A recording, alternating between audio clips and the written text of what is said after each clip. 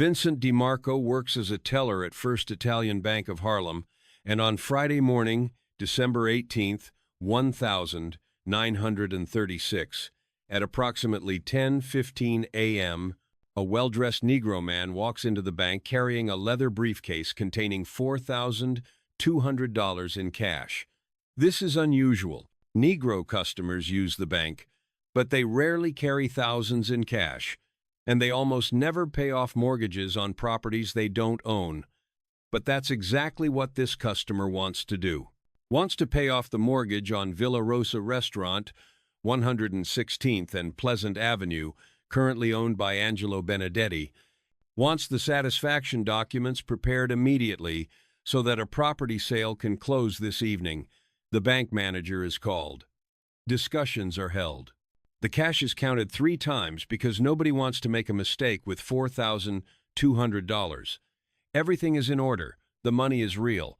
The request is unusual but legal. By 2 p.m., the mortgage satisfaction documents are ready. By 6 p.m., DiMarco hears through neighborhood gossip that Villa Rosa has been sold to the Negro man who paid off its mortgage that morning. By 7 p.m., DiMarco understands what he witnessed.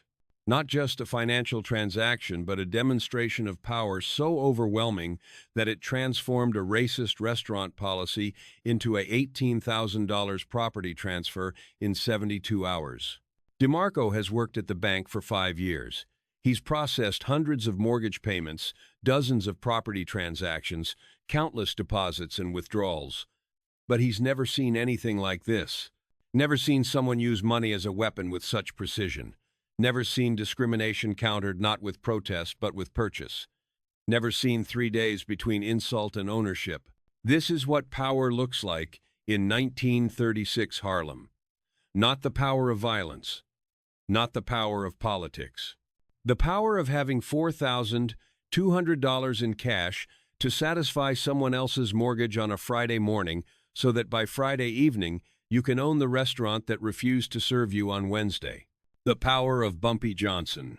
The power that DiMarco counted and verified and processed, completely unaware until hours later that he just handled the paperwork for one of the most talked-about property acquisitions in Harlem history. But the story everyone in Harlem is telling on December 18th, the story that will be repeated in barbershops and policy banks and church basements for the next 30 years, isn't really about a restaurant transaction.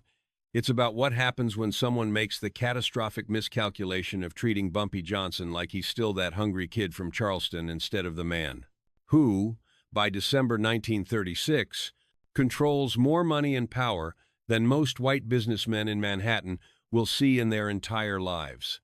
It's about the 72 hours between humiliation and retribution, between being told, "We don't serve your kind," here, and owning the establishment that said it. Between racism and revenge executed so perfectly that it becomes legend. This is the story nobody tells when they talk about Bumpy Johnson's rise to power. The story that demonstrates more clearly than any number of policy banks or mob negotiations exactly who Bumpy Johnson was by 1936. The story of how 3 words spoken by a white maitre d' on a cold December evening set in motion a chain of events that would result in one of the most talked-about property acquisitions in Harlem history. The story of pride, power, and the kind of revenge that doesn't involve violence but is far more devastating because it's permanent.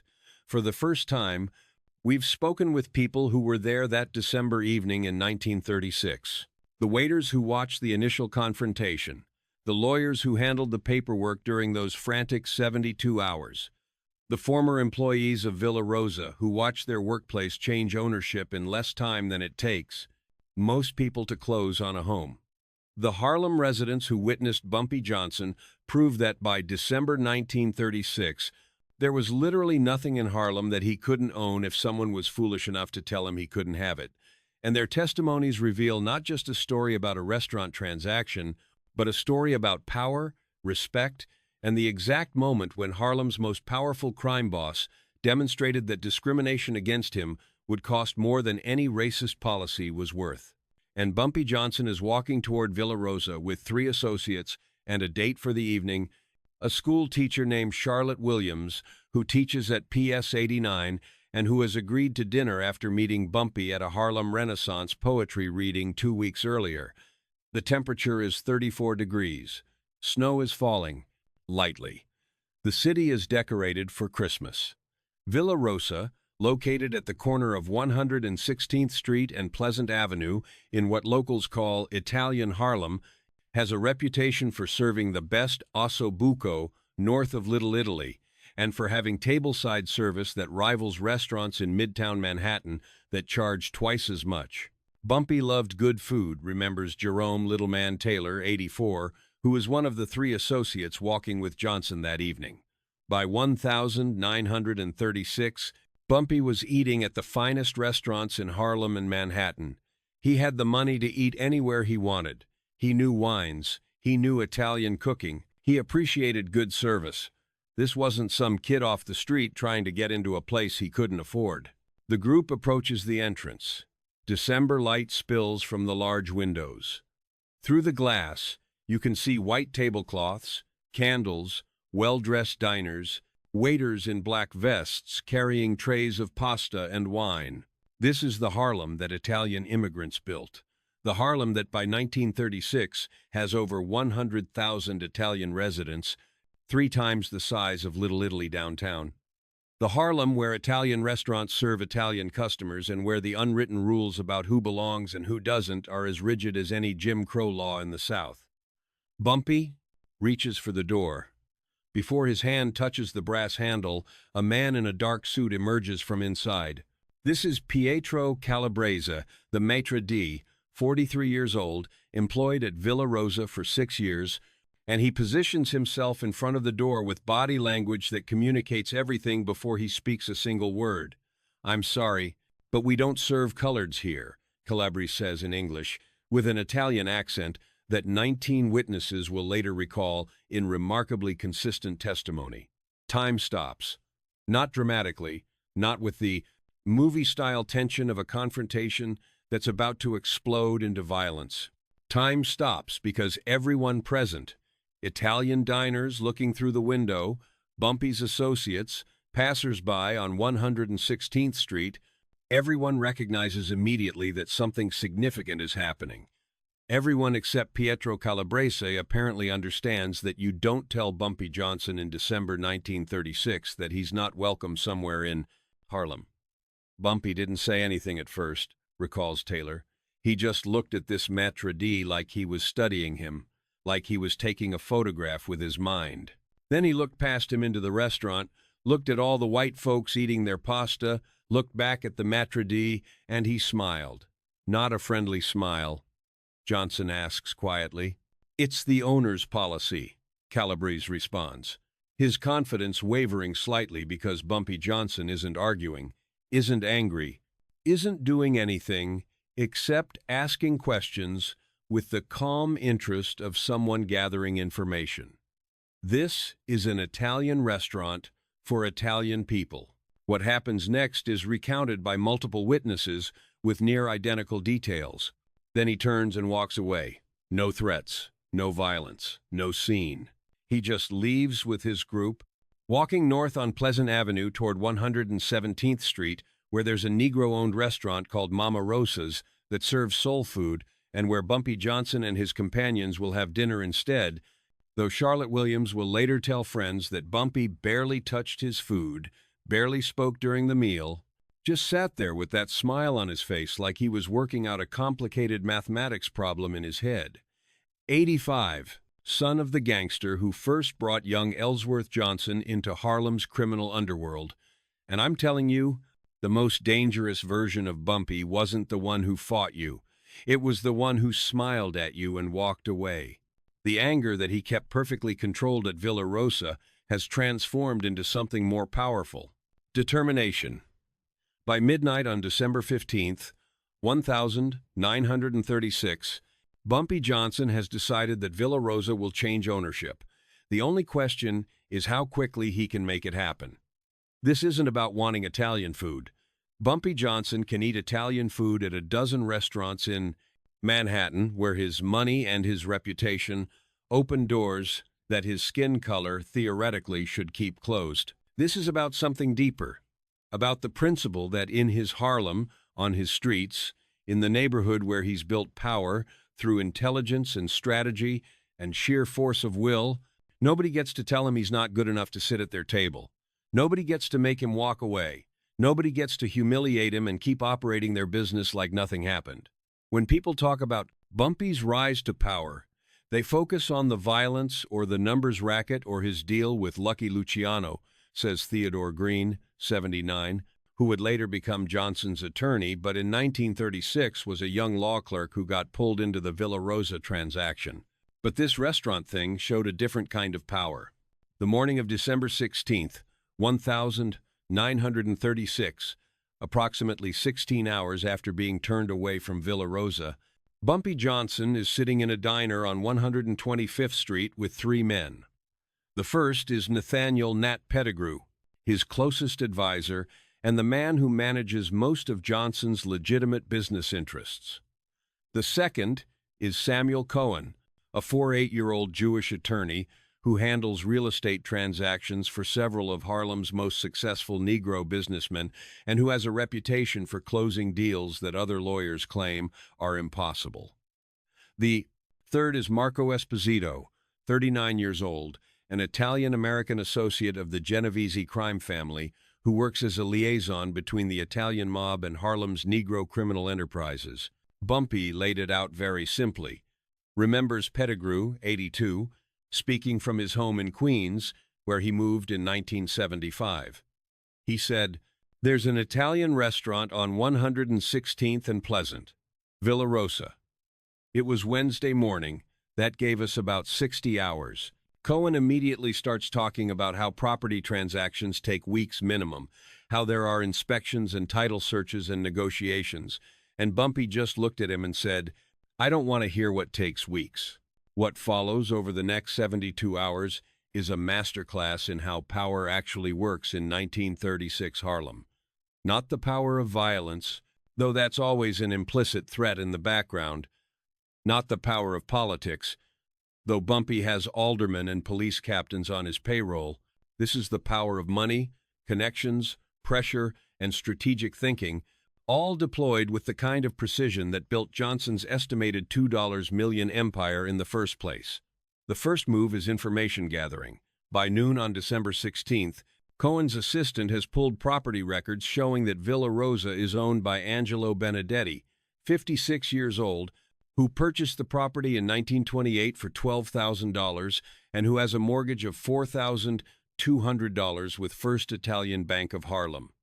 Benedetti also has two other properties, both rental buildings on 115th Street, worth approximately $8,000 each.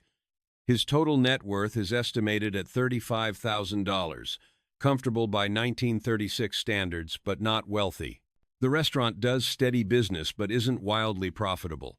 Annual revenues approximately $45,000, annual profit after expenses approximately $8,000. Once we had the numbers, the strategy became clear, says Cohen, now 87, speaking from his retirement home in Florida. Benedetti wasn't a rich man. The restaurant was probably his most valuable asset besides his rental properties. If we offered him enough cash to walk away, enough to buy another property somewhere else and maybe retire comfortable, he'd have to seriously consider it. The second move is applying pressure through the Italian connection. This is where Marco Esposito becomes essential. Esposito has worked with Bumpy Johnson since 1935, when Johnson negotiated his landmark deal with Lucky Luciano that gave Johnson control of Harlem's rackets in exchange for a percentage paid to the Italian mob. Esposito's job is to make it clear to Benedetti that selling quickly is in everyone's best interest. Marco went to see Benedetti that same Wednesday afternoon, recalls Pettigrew. Not to threaten him. Marco was very clear about that, just to explain the situation. To let Benedetti know that Bumpy Johnson wanted to purchase Villa Rosa, that a generous offer would be made, and that Mr. Johnson would appreciate a swift resolution. The implication was obvious. You don't tell Bumpy Johnson no, not in Harlem. Angelo Benedetti's version of these events, recorded in an interview with Harlem newspaper Amsterdam News in 1951, 15 years after the transaction, confirms the sequence. A man came to see me on Wednesday. Italian man, very polite, very respectful. He explained that Mr. Johnson wished to purchase my restaurant. He said an offer would be made and that I should consider it carefully. I asked what would happen if I refused to sell. He smiled and said nothing would happen, but that Mr. Johnson had never been refused anything in Harlem, and it would be unfortunate to be the first. By Wednesday evening, December 16th, Samuel Cohen has prepared an offer, $18,000 cash for Villa Rosa, including the building, all equipment, all inventory, the name, the recipes, everything. This is approximately 50% more than the property's assessed value of $12,000. It's enough above market rate to be compelling, but not so high as to seem desperate.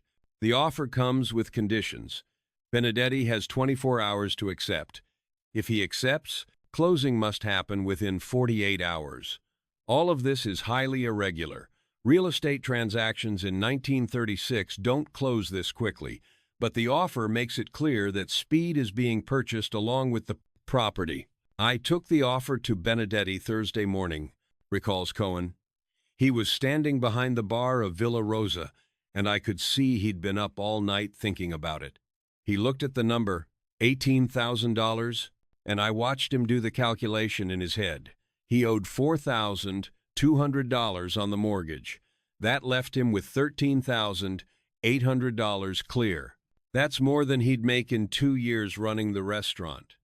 That's enough to buy another property outright. That's enough to retire if he's careful. I didn't have to sell him on anything. But Angelo Benedetti, standing in his restaurant on Thursday morning, December 17th, 1936, is not just calculating money.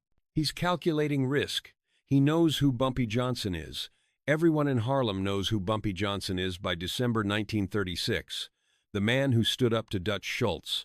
The man who negotiated with Lucky Luciano as an equal. The man who controls the numbers racket that generates millions of dollars annually across Harlem. The man who apparently doesn't forget being turned away from a restaurant by a maitre d' who was just following the owner's policy. I sold because I'm not a fool, Benedetti said in that 1951 interview. I sold because $18,000 in cash is more money than most people see in a lifetime. I sold because the alternative was keeping a restaurant in a problems neighborhood where the most powerful Negro criminal in America had decided he wanted to own it. You think my white customers would keep coming if they knew Bumpy Johnson was unhappy with me? You think the suppliers would keep delivering? You think the police would keep looking the other way at the illegal wine I served during Prohibition?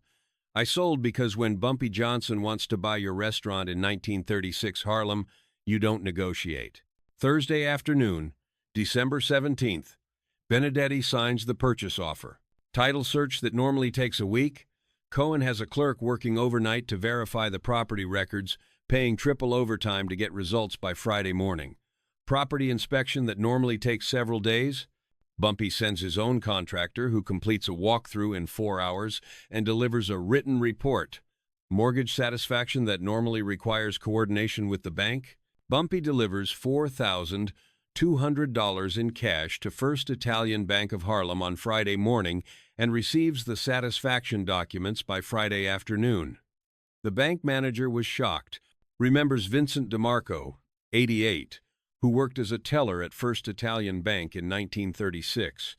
We had a customer walk in with $4,200 in cash, paying off someone else's mortgage. That wasn't a normal transaction. But the money was real. The paperwork was in order. In Samuel Cohen's office on 135th Street. Present are Bumpy Johnson, Angelo Benedetti, Samuel Cohen, 2 witnesses, and a notary public. The paperwork is straightforward. Benedetti signs the deed transfer. Johnson hands over a cashier's check for $18,000 from Harlem Savings Bank. The notary stamps the documents. M. on December 18th, 1000, 936, exactly 71 hours and 13 minutes after being told, "We don't serve coloreds here," Bumpy Johnson owns Villa Rosa. Benedetti couldn't get out of there fast enough, recalls Cohen. He took the check, shook Bumpy's hand, and left. He cleared his personal belongings out of the restaurant that same evening. The transformation of Villa Rosa from a whites-only Italian restaurant to a Negro-owned integrated establishment happened so quickly that some regular customers don't even realize ownership has changed until they arrive for dinner Saturday evening and see Negro patrons seated at tables that had never before served anyone who wasn't white. "I was a waiter at Villa Rosa for 3 years," says Giovanni Russo, 81, speaking from his home in Brooklyn. "Thursday night, I'm serving Italian customers, like always. Friday, we're told the restaurant is sold. Saturday morning, there's a new owner, and he's a Negro man, and by Saturday evening, I'm serving Negro and white customers both. The strangest part? Nothing else changed. Same menu. Same recipes, same wine list, same tablecloths, just different people sitting at the tables. The immediate response in Harlem is electric. Word spreads through the neighborhood faster than news of a policy hit. Bumpy Johnson bought Villa Rosa, bought it in 3 days, bought it because they wouldn't serve him. The story grows with each retelling, becomes legend before it's even a week old. This is the Bumpy Johnson that Harlem wants to believe in. Not just the criminal, not just the numbers banker, but the man who refuses to accept discrimination, who converts humiliation into ownership, who demonstrates that by December 1936, there is literally nothing in Harlem that money and power can't purchase if someone is foolish enough to try to deny him access. The Villa Rosa purchase was brilliant because it was both revenge and business, explains Marcus Henderson, 72, a historian who has studied Harlem's criminal enterprises for over 40 years. Bumpy didn't just buy the restaurant to prove a point. He bought an asset. Villa Rosa was profitable. It was well located. It had a reputation for quality. He transformed a moment of discrimination into a sound business investment that also happened to humiliate the people who discriminated against him. That's the genius of Bumpy Johnson. He never let emotion override a bench. The financial details of Villa Rosa's operation under Johnson's ownership reveal a man who understood that owning a business meant running it properly. Johnson kept most of the existing staff, including waiters, kitchen staff, and eventually even Pietro Calabrese, the maitre d' who had initially turned him away. The menu remained Italian. The wine list remained extensive. The only changes were the integration of the dining room and improvements to the decor funded by Johnson's investment. Keeping Calabrese was a power move, says Theodore Green. Bumpy could have fired him. Everyone expected him to fire him, but instead, he kept him on and made him serve Negro customers with the same politeness he'd shown white customers. Made him bow and scrape to the same people he'd turned away. That was more satisfying than just firing him. Pietro Calabrese's perspective, recorded in a 1947 interview shortly before he left Harlem permanently, reveals a man who learned an expensive lesson. "I was following the owner's orders when I turned Mr. Johnson away. I didn't know who he was. I didn't understand what I was doing. When he became the owner, he could have fired me. Instead, he made me maitre d' for Negro customers, made me treat them like royalty. Every night I worked, I remembered that I'd turned away the man who would become my boss within 72 hours. It was humiliating. It was also educational. I learned that power in Harlem wasn't about skin color. It was about respect." And the first year under Johnson's ownership, Villa Rosa's revenue increased 35%, from approximately $45,000 to approximately $61,000. This was partly due to Negro customers who finally had access to upscale Italian dining in Harlem, but it was also due to white customers, who were curious about the restaurant's new owner, who wanted to say they dined at Bumpy Johnson's establishment, who treated the integrated dining room as a kind of sophisticated rebellion against the segregation that dominated most of New York City in 1936. White folks loved to tell their friends they ate at Bumpy's place, remembers Taylor. It was like going to the Cotton Club to see Negro performers. It was a way to feel progressive and open-minded while still treating it like entertainment. But Bumpy didn't care about their motivations. He cared about their money. The Villa Rosa acquisition also sent a message throughout Harlem that had implications far beyond one restaurant. The message was simple. Bumpy Johnson was no longer a man who could be casually discriminated against. He was a man who would purchase your business out from under you if you made the mistake of treating him as less than equal, and he would do it so. Quickly, you wouldn't have time to understand what was happening until the deed was transferred and you were standing on the street with a check in your hand, watching your former business operate without you. After Villa Rosa, I noticed a change in how white business owners in Harlem interacted with Bumpy, says Pettigrew. Before, there was always this assumption that even though Bumpy had money and power, he was still Negro, and therefore still had to accept certain limits on where he was welcome. After Villa Rosa, that assumption disappeared. Store owners invited him to shop. Restaurant owners reserved their best tables. Everyone suddenly remembered that in 1936, Harlem Bumpy Johnson was more than welcome. He was essential. The speed of the transaction also demonstrated Johnson's operational capabilities in ways that impressed even his Italian mob partners. Closing a property deal in 72 hours required coordination, legal expertise, financial resources, and the ability to apply pressure effectively without resorting to violence. These were the skills of a sophisticated businessman, not a street-level criminal. The skills that Lucky Luciano had recognized when he agreed to partner with Johnson in 1935. The skills that would allow Johnson to build and maintain his criminal empire for the next 3 decades. Lucky Luciano heard about the Villa Rosa deal, recalls Marco Esposito. He thought it was brilliant. He said any man who could buy a restaurant in 3 days just because they wouldn't serve him was a man you wanted as a partner, not an enemy. It reinforced Luciano's confidence that he'd made the right decision working with Bumpy. It showed that Bumpy understood power wasn't just about violence. It was about leverage. Financial leverage, political leverage, social leverage. For Charlotte Williams, the schoolteacher who had been with Johnson that December evening when he was turned away from Villa Rosa, the restaurant's acquisition was both impressive and troubling. Bumpy took me to Villa Rosa for dinner the Saturday after he purchased it, Williams recalled in a 1968 interview shortly after Johnson's death. We sat at the same table where white diners had been sitting the week before. The maitre d' who had turned us away now served us, with a politeness that bordered on fear. The food was excellent, the wine was expensive, and Bumpy was charming.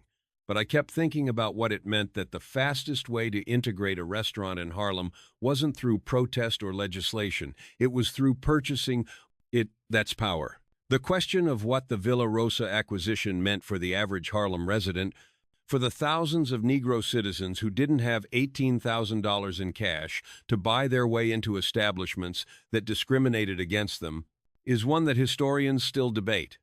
Did Johnson's actions help the broader community by demonstrating Negro economic power? Or did they simply reinforce the reality that access to equal treatment in 1936 America was available only to those with enough money and power to purchase it? Bumpy opened Villa Rosa to all Negro customers, not just wealthy ones, argues Henderson, the historian. A working-class family could save up and have a special dinner there. In that sense, his ownership did benefit the community. But you're right that the method of achieving integration, purchasing the restaurant rather than demanding service as a matter of civil rights, revealed the limits of individual action. Bumpy could integrate one restaurant. He couldn't integrate American society. The Villa Rosa story also illuminates the complex relationship between Harlem's Negro community and the Italian community in East Harlem. By 1936, these communities existed side by side, sometimes collaborating economically, sometimes in conflict, always navigating the complicated dynamics of race, class, and power in Depression-era New York. Italians in Harlem weren't universally racist, says Rosa Giordano, 76, whose grandparents owned a bakery on 115th Street in the 1932nd. But there was definitely a hierarchy. Italians felt superior to Negroes because they were white, even though other white people often discriminated against Italians as inferior Europeans. When Bumpy bought Villa Rosa, it challenged that hierarchy. It showed that a Negro man could have more money and power than an Italian business owner. Some Italians respected that. Some resented it. The architectural and operational details of Villa Rosa under Johnson's ownership reveal a man who took pride in his acquisition. He invested an additional $3,000 in renovations during the first 6 months of ownership, upgrading the lighting, repainting the dining room in warm colors that made the space feel more inviting, and installing a small stage where jazz musicians would occasionally perform on weekend evenings, creating a hybrid Italian restaurant jazz club atmosphere that was unique in Harlem. Bumpy didn't just want to own Villa Rosa as a trophy, says Green, the attorney. He wanted it to be successful. He wanted it to represent the quality and sophistication of Negro ownership. He personally approved the menu changes. He sampled new wines for the wine list. He interviewed musicians before they were allowed to perform. This wasn't an absentee owner collecting profits. The staff dynamics at Villa Rosa after the ownership change were complex and revealing. Some Italian staff members quit immediately, unwilling to work for a Negro owner. Others stayed, motivated by the need for employment during the Depression and by Johnson's reputation for paying above-market wages. And some stayed because they developed genuine respect for Johnson as a boss who ran his business professionally and treated employees fairly. I stayed because I needed the job, admits Giovanni Russo, the waiter, but also, I stayed because Mr. Johnson was a good boss. Better than Benedetti in some ways. He paid on time. He didn't steal tips. He cared if the restaurant succeeded. After a few months, I stopped thinking of him as a Negro boss and started thinking of him as just the boss. That was his real achievement at Villa Rosa, not that he bought it. 50. Expensive by 1936 standards, when the average Harlem household earned about $30 per week. This pricing strategy meant that Villa Rosa remained an establishment for special occasions rather than everyday dining, but it also meant that Johnson was running a profitable business rather than a charity. People sometimes criticized Bumpy for not making Villa Rosa more affordable for working-class families, says Henderson, but he was running a business, not a social program. The pricing had to support the quality of food, the service, the overhead, and honestly, the fact that it was upscale made it more valuable as a statement. This wasn't just a Negro-owned restaurant. This was a Negro-owned upscale Italian restaurant with white tablecloths and an extensive wine list. The relationship between Johnson and Angelo Benedetti after the sale is documented through several sources, and it reveals a transaction that both men understood was about more than just real estate. Benedetti moved to New Jersey in 1937, purchased a smaller restaurant in Newark with the proceeds from the Villa Rosa sale, and by all accounts, lived comfortably until his death in 1963. He never publicly expressed resentment about the quick sale, though in private conversations, friends reported that he felt he'd been pressured into a transaction he wouldn't have made under other circumstances. Benedetti knew he'd been outmaneuvered, says Cohen, the attorney who handled the transaction, but he also knew he'd been fairly compensated. $18,000 was a good price. He wasn't cheated financially. He was just reminded that in 1936, Harlem, Bumpy Johnson's desire to own something was more powerful than anyone else's desire to keep it. That's not illegal. For Bumpy Johnson, the Villa Rosa acquisition represented something more personal than the business and political calculations that motivated most of his actions. It represented the distance he'd traveled from that one 4-year-old boy, arriving in Harlem in 1919 with nothing, knowing he was unwelcome in most establishments because of his skin color. By December 1936, he'd achieved enough power that being unwelcome somewhere meant he could simply purchase it. The Villa Rosa thing stuck with Bumpy for the rest of his life, says Pettigrew. Not because it was his most important acquisition. He bought and sold dozens of properties over the years that were worth more money and more strategically valuable. But Villa Rosa was personal. It was about respect. It was about proving that by 1936, Ellsworth Bumpy Johnson wasn't someone who could be turned away from anywhere in Harlem. The timing of the Villa Rosa acquisition is also significant within the broader context of Johnson's life and career. December 1936 is just 1 year after Dutch Schultz's death, 1 year after Johnson negotiated his landmark deal with Lucky Luciano. This is Johnson at the peak of his early power, before his first major prison sentence in 1952. This is Johnson, as a young man, 31 years old, with money and influence and the kind of confidence that comes from having risen from nothing to controlling a multi-million-dollar criminal enterprise in less than 2 decades. In 1936, Bumpy was at the height of his powers, says Henderson. He was young enough to be physically imposing, old enough to have earned respect through experience, wealthy enough to make things happen quickly, connected enough to apply pressure through multiple channels. The Villa Rosa acquisition happened when it did because that's when Bumpy had all the resources necessary to make it happen in 72 hours. 5 years earlier, he might not have had the cash. 5 years later, he'd be more cautious about drawing attention to himself. The legal implications of the transaction were straightforward, but the social and political implications rippled through Harlem for years. Johnson had demonstrated that integration could be achieved through economic power, that discrimination could be countered not just through protest but through purchase, that respect in America in 1936 might be more attainable through money than through moral arguments about equality. The Villa Rosa acquisition influenced how other Negro business owners thought about expansion, says Samuel Morrison, 68, whose grandfather owned a funeral home in Harlem in the 1932.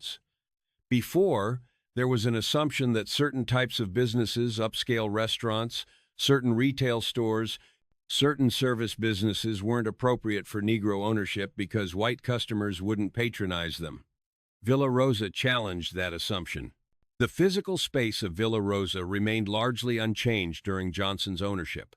The mahogany bar that Benedetti had imported from Italy in 1929 stayed. The murals of Italian countryside scenes painted by a local artist stayed. Even the Italian-language menus stayed, though Johnson added English translations. This preservation of the restaurant's Italian character was deliberate. Johnson wasn't trying to transform Villa Rosa into something it wasn't.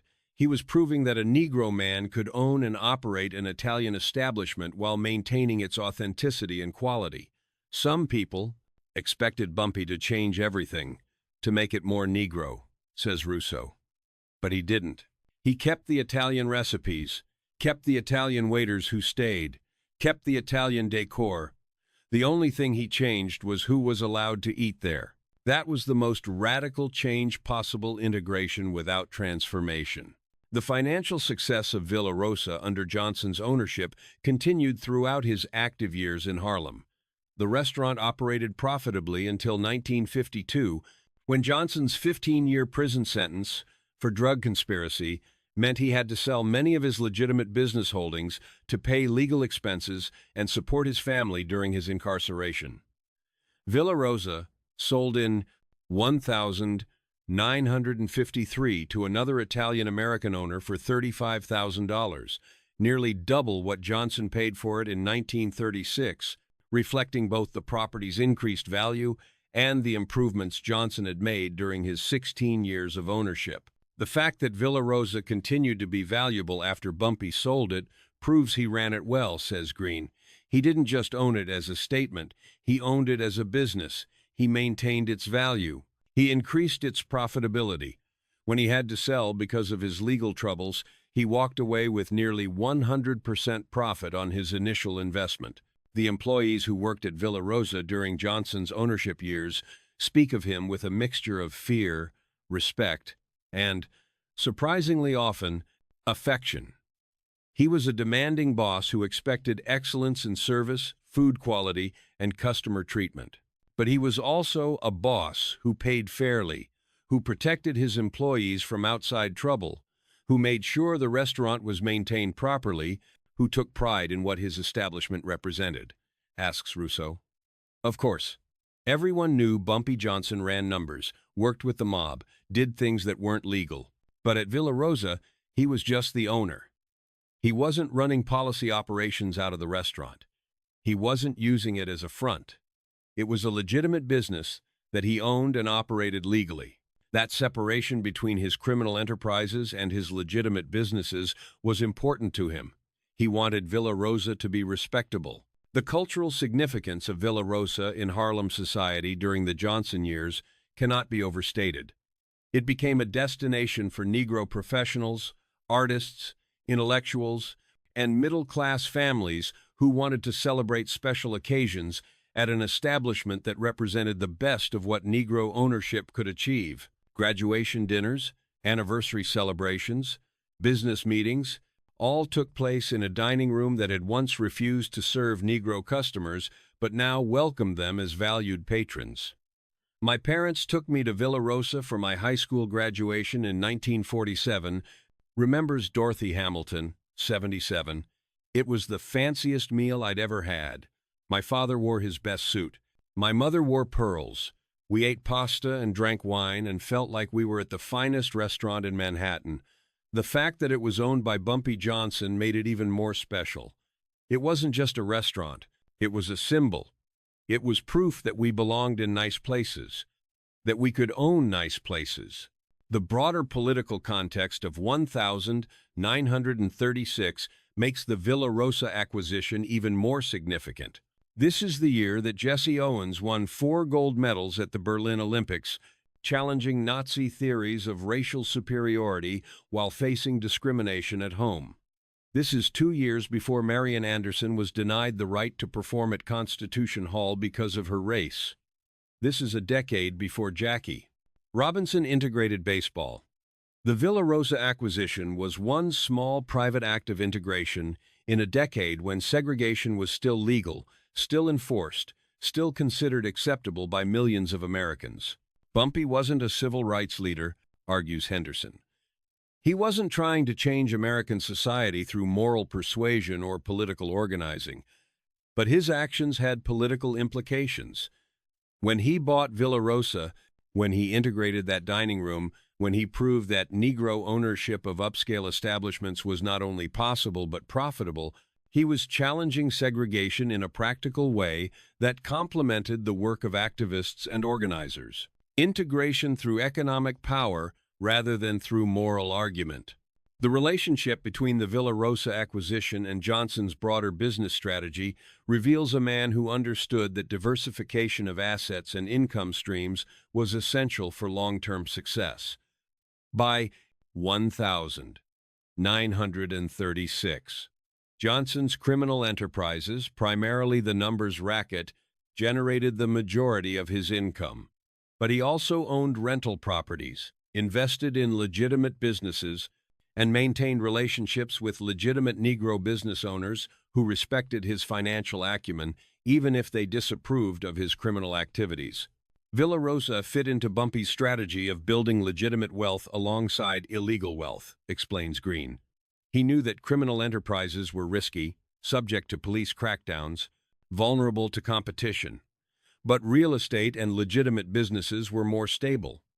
If his illegal operations got shut down, he'd still have income from properties and businesses. The personal satisfaction Johnson derived from owning Villa Rosa is documented through numerous conversations and observations recorded by people who knew him during those years.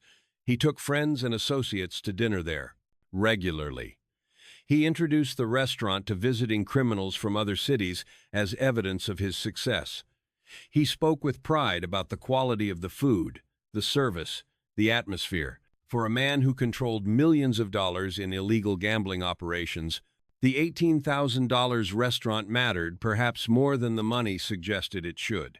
Bumpy loved Villa Rosa in a way that was different from how he felt about his other businesses, says Pettigrew. The numbers banks were necessary. The real estate was strategic. But Villa Rosa was personal. It represented something he'd been denied and then taken. Every time he ate there, every time he brought someone there for dinner, he was reliving that moment on December 15th, 1936, when he walked away from being told he wasn't welcome, and then reminding himself that 3 days later he owned the place. The reaction of Harlem's religious and civic leaders to Johnson's ownership of Villa Rosa was mixed, reflecting the complicated relationship these respectable institutions had with Harlem's most powerful criminal. Some ministers praised the integration of a previously whites-only establishment, seeing it as progress regardless of who achieved it. Others condemned the celebration of a criminal's business success, arguing that Johnson's methods, even his legal methods, were not appropriate models for the community. My father was a minister, and he refused to eat at Villa Rosa, remembers Reverend James Thompson, CSRE. He said that eating there would be endorsing Bumpy Johnson's criminal enterprises, even though the restaurant itself was legitimate. But many of his congregation members disagreed. They saw Villa Rosa as a victory for the community, not just for Bumpy. They saw integration as more important than the specific person who achieved it.